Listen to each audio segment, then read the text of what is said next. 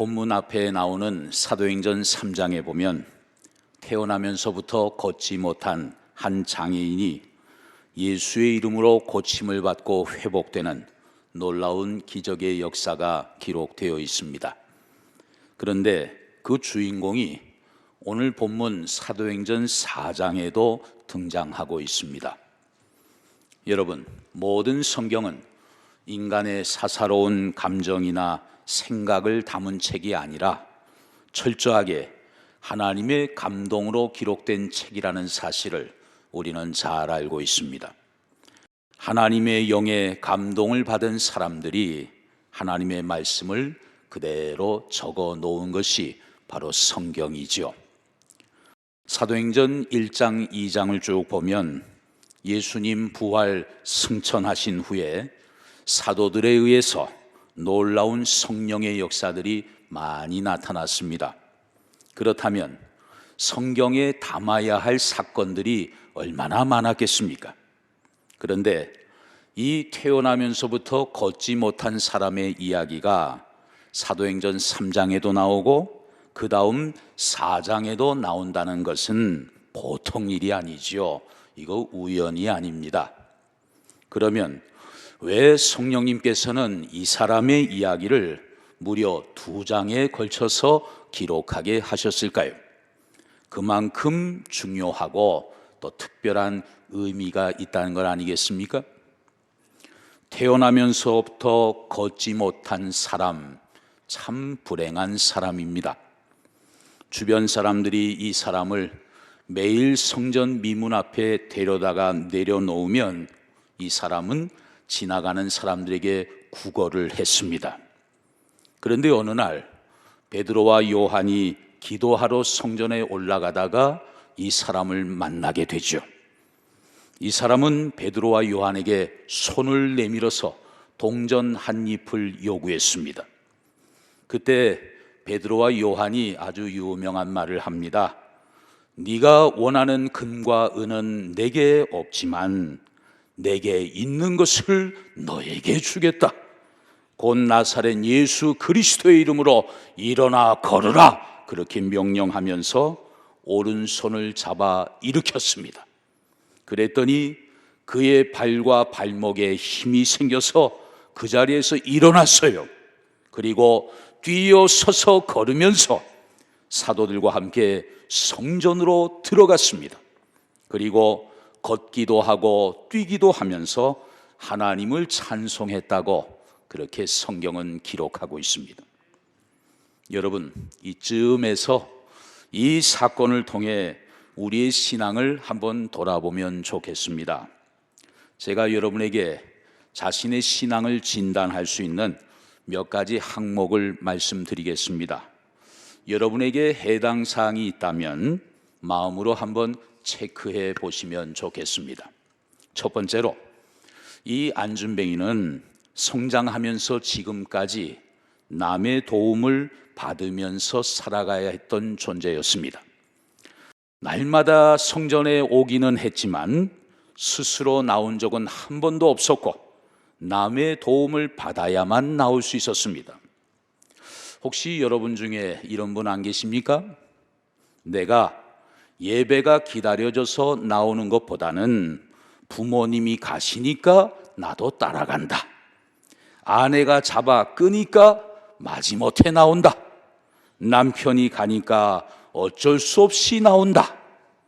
누가 옆에서 끌어주지 않으면 오늘은 쉬는 날 그냥 뛰어 넘어가는 것이죠. 얼마든지 그럴 가능성이 있는 사람들 1번에 해당합니다. 체크하십시오. 두 번째로, 이 안준뱅이는 날마다 성전에 나오기는 하지만 관심이 다른 데에 있었어요. 여러분 중에는 주일에 한 번 교회에 나오시는 분들이 많이 계실 것입니다. 그런데 이 안준뱅이는 날마다 열심히 성전에 나왔습니다. 그의 열심은 아마 우리 중에 따라갈 사람이 없을 거예요. 그런데 성전에 나오기는 하지만 예배는 안 드립니다. 예배는 관심이 없습니다. 영적인 문제는 전혀 생각이 없습니다. 그냥 다른 데에만 관심이 있는 거예요. 혹시 여러분 가운데 오늘 성전에 나오기는 했지만, 야, 오늘 찬양대 찬양 참 잘하네. 야, 저 사람은 옷을 아주 화려하게 입었구나.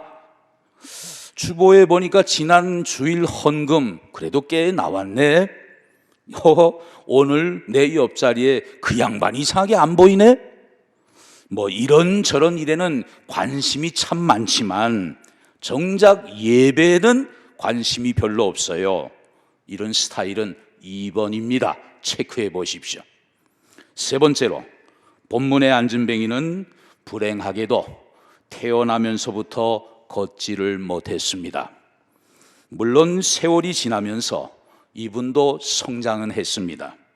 1살 때 요만했다면 이제 5살 때는 이만해졌고, 그리고 20살 때는 체격이 이랬을 거예요.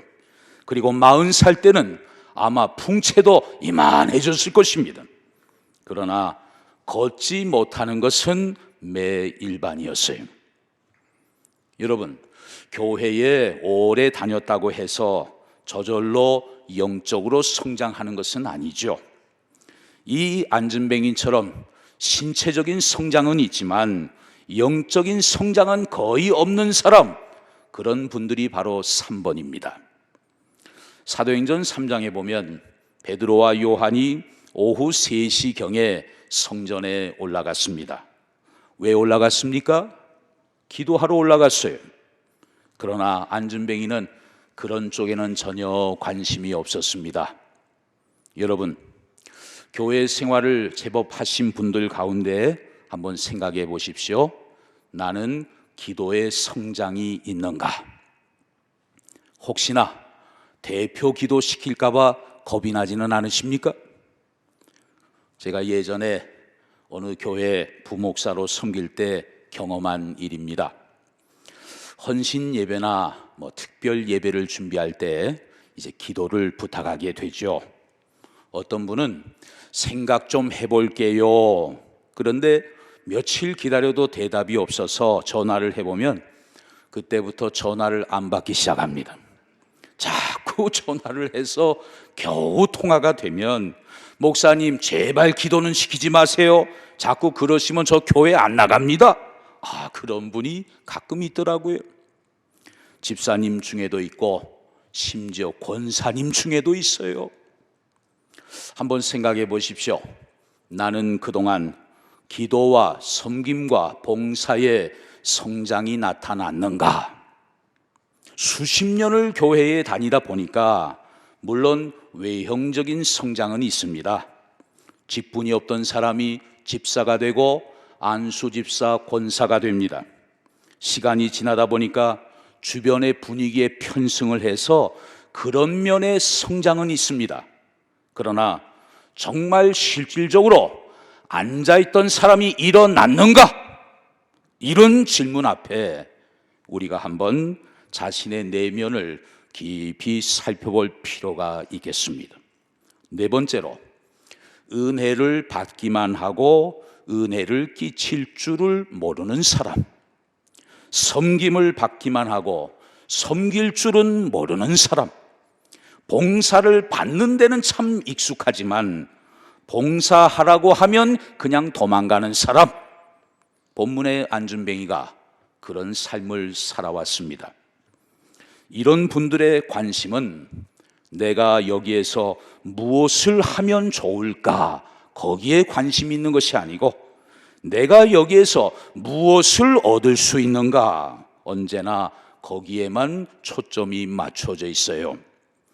교회를 선택할 때의 기준도 내가 이 교회의 이런 연약한 부분을 내가 채우고 그렇게 봉사해야 되겠다, 이런 생각을 갖기보다는 내가 어느 교회에 나가야 많은 것을 얻을 수 있을 것인가, 어느 교회가 우리 애들에게 잘해줄 것인가, 언제나 얻는 것, 받는 것에만 우선순위가 있는 분들이 있는 것입니다. 오늘날까지 제법 교회를 많이 다녔음에도 불구하고 우리가 늘 하나님께 기도하는 내용이 영적인 깊은 성장과는 관계가 없이 그저 세상적이고 물질적이고 보이는 것, 순간적인 것만을 추구하고 지금보다 더 많이 얻게 해달라고, 지금보다 더 잘 되게 해달라고만 그렇게 기도하고 있다면 바로 이런 사람들이 오늘 본문의 주인공과 사촌이에요. 이상의 네 가지 모습이 우리에게 조금이라도 있다면 정말 우리에게 필요한 것은 무엇일까요? 그것은 바로 걸을 수 있는 힘, 그 힘이 필요하지 않겠습니까? 오늘 본문에서 우리는 특별히 두 가지 사실에 주목하고자 합니다. 첫 번째로 고침을 받은 안진뱅이의 나이입니다. 본문 22절을 보면 이 표적으로 병 나은 사람은 40여 세나 되었다고 오늘 본문은 증언하고 있습니다. 여러분, 성경에 어떤 사람의 나이가 나올 때는 좀 더 주목해 봐야 합니다. 왜? 의미가 있으니까 특별히 그 나이를 기록하지 않았겠습니까? 그의 나이가 40여 세나 되었더라. 오늘 본문의 시대는 지금으로부터 약 2000년 전 로마 제국의 시대입니다. 사람들의 평균 수명이 40세가 안 되었던 때입니다. 이 사람이 살던 시대는 40세 되기 전에 대부분 다 죽었습니다. 태어나면서부터 걷지를 못했으니까 이 사람은 지금까지 마치 화석처럼 굳어진 인생을 살아온 것입니다. 이 사람은 평균 수명을 이미 넘긴 사람이에요. 살 만큼 살았습니다. 그 당시로 보면 아주 늙은 사람이에요. 그러니까 그가 일어나서 걸을 수 있는 확률은 거의 제로였습니다. 물론 이 사람 자신도 누가 나를 일으켜주지 않나, 그런 기적이 혹시 나에게 일어나지 않을까, 이런 기대는 전혀 할 수 없었을 거예요.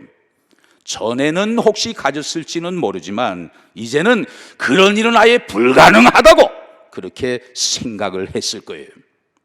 그런데 오늘 우리는 중요한 사실을 보게 됩니다. 하나님의 놀라운 기적이 바로 40여 세가 되던 때, 그것도 인생 말년에 이 불쌍한 인생에게 일어나게 되었다는 사실이에요. 이게 참 중요합니다. 이전에도 하나님이 그 사람에게 얼마든지 기적을 베푸실 수도 있었을 것입니다. 그러나 이 나이가 될 때까지 하나님이 기다리셨다는 사실이에요. 그래서 그의 나이를 이렇게 성경에 다 기록을 해 놓은 것이죠. 여기에서 우리는 매우 중요한 사실을 하나 발견하게 됩니다. 우리가 끝났다고 생각하는 그때에 하나님은 당신의 방법으로 다시 시작하신다는 사실입니다. 여러분의 삶 속에도 예수 안에서 놀라운 일들이 얼마든지 일어날 수 있다고 믿으신다면 마음속에서부터 우러나오는 큰 소리로 아멘 하시기를 바랍니다. 그렇습니다. 인간의 끝은 많은 경우에 하나님의 시작입니다. 왜냐하면 우리 하나님은 죽은 자를 살리시고 없는 것을 있는 것처럼 부르시고 바랄 수 없는 중에도 능히 바라게 하시는 전능하신 하나님이시기 때문입니다. 할렐루야.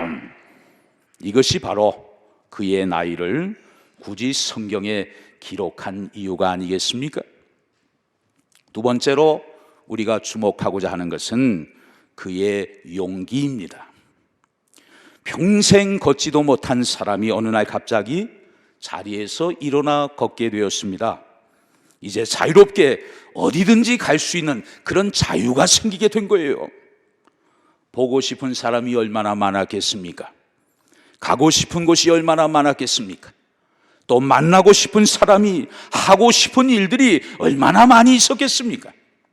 그런데 이 안진뱅이는 베드로와 요한을 통해 자리에서 일어나게 되었을 때 맨 처음 한 일이 무엇입니까?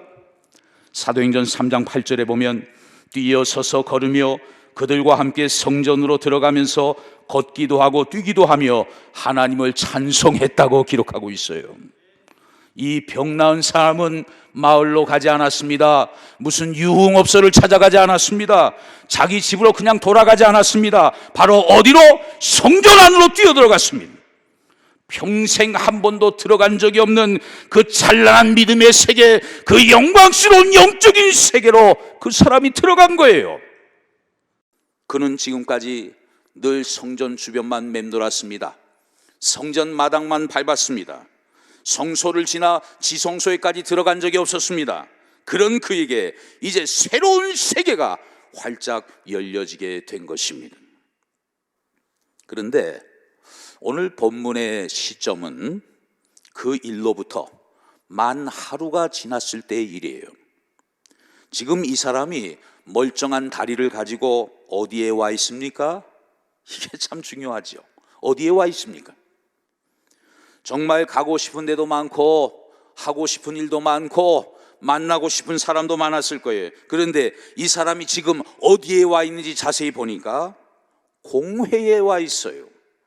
이 공회는 그 유명한 산헤드린 공회입니다. 유대 사회의 대법원과 같은 곳이에요. 여기는 지금 베드로와 요한이 붙들려서 재판을 받으려고 와 있습니다. 오늘 본문 앞에 사도행전 3장에 보면 평생 걷지 못한 사람이 갑자기 걷게 되니까 모든 백성들이 크게 놀랐습니다. 그래서 수많은 사람들이 솔로몬 행각으로 모여들었습니다. 그때 베드로가 그 사람들에게 담대하게 복음을 선포하지요. 이스라엘 사람들이요, 여러분이 죽인 예수를 하나님이 살리셨습니다. 예수님은 부활하셨습니다.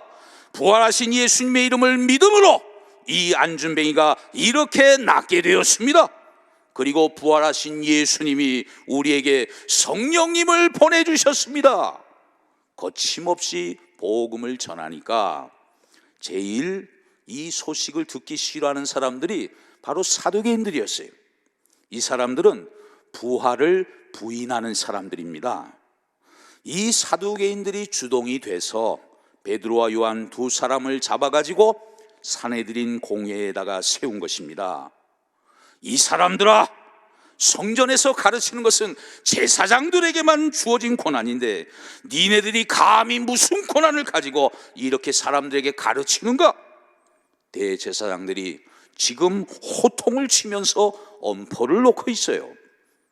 그런데 여러분, 참 놀라운 사실은 지금 이 무섭고 살벌한 자리에 어제 고침을 받은 그 안준뱅이가 함께 들어와 서 있는 것입니다. 본문 14절 상반절에 보면 또 병 나은 사람이 그들과 함께 서 있는 것을 보고, 강압에 의한 것이 아니었어요. 스스로 자발적으로 그 자리에 나왔습니다. 두 사도들의 증인이 되어주기 위해서 그 사람이 그 자리에 참석하게 된 거예요. 여러분, 지금 두 사도가 예수의 부활을 증거하다가 그 이유만으로 법정에 서 있지 않습니까? 그렇다면 사도들의 증인이 되어주기 위해 자진해서 출두할 때 어쩌면 이 사람도 어떤 해를 받을 수도 있을 거예요. 자기에게 생각지도 못했던 어떤 불이익이 찾아올 수도 있을 거예요. 그런데도 이 사람은 전혀 개의치 않았습니다.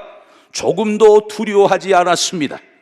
나는 이미 살 만큼 살았는데 이런 늙은 나를, 미래의 희망이 다 사라져버린 나를 새롭게 일으켜주신 그 나사렛 예수, 그분을 위해서라면 내가 보고 경험한 것을 나는 결코 부인할 수 없노라.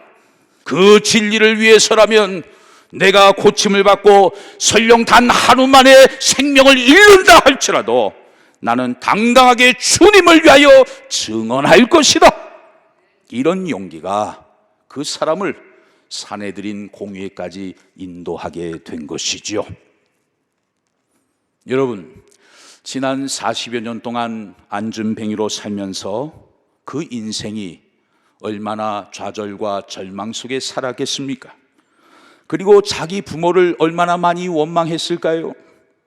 왜 나를 이렇게 낳았습니까? 차라리 나치를 마시지.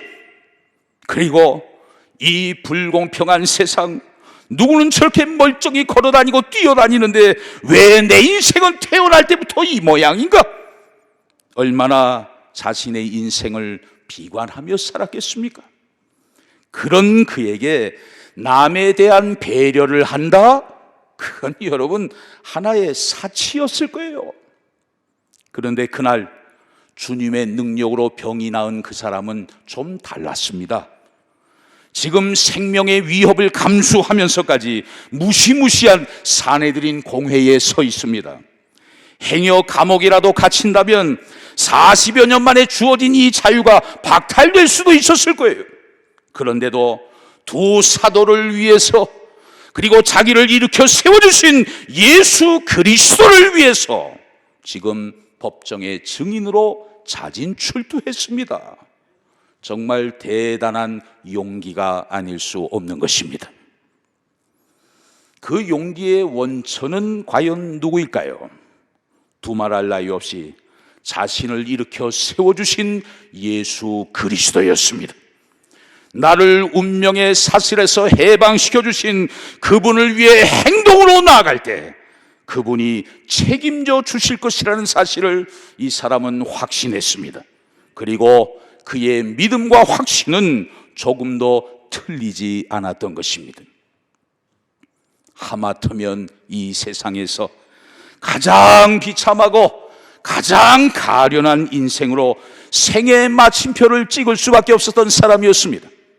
그러나 그의 삶은 사도행전 3장과 4장을 통해서 2000년이 지난 오늘날까지도 우리에게 많은 영향을 미치고 있는 것입니다. 여러분, 성경에 나오는 인물들 가운데 제일 오래 산 사람이 누굴까요? 무드셀라죠. 969세, 거의 1000년을 살았습니다. 오래 살았지만 그 오랜 기간에 비해서 그에 대한 성경의 기록은 너무나 빈약했습니다. 그냥 인생 살다가 자녀를 낳고 그리고 죽었다고 기록하고 있어요. 그냥 동사 세 개로 인생이 끝납니다. 살다가 자식 낳고 죽었다, 끝. 성경의 기록이 참 짧아요. 반면에 태어나면서부터 평생을 걷지 못한 이 불행한 사람에 대한 기록은 사도행전 3장에도 이만큼 나오고 또 4장으로까지 이어지고 있어요. 이 사람을 위해서 성경은 굉장히 많은 부분을 할애하고 있습니다. 그만큼 가치가 있고 아름답기 때문이겠죠. 그런데 이 사람에 대한 삶의 내용은 놀랍게도 겨우 이틀 동안의 기록입니다. 고침을 받은 그날과 그 다음 날의 사건, 겨우 이틀 동안의 내용을 무려 2장에 걸쳐서 풍성하게 기록을 하고 있어요. 그래서 오고 오는 세대들이 이 사건을 묵상하게 되고 은혜를 충만히 받고 경험하게 되는 것입니다. 사랑하는 성도 여러분, 성전 미문 앞에 앉아서 평생을 구걸하던 한 사람, 그에게 있어서 지나간 세월은 너무나 비참했습니다. 정말 힘들었습니다. 그 어떤 희망도 없었습니다. 그냥 인생 끝나는 줄로만 알았습니다.